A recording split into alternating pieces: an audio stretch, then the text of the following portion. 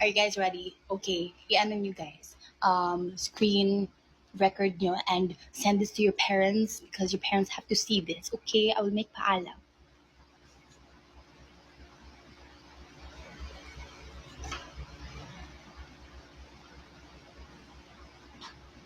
Two, three.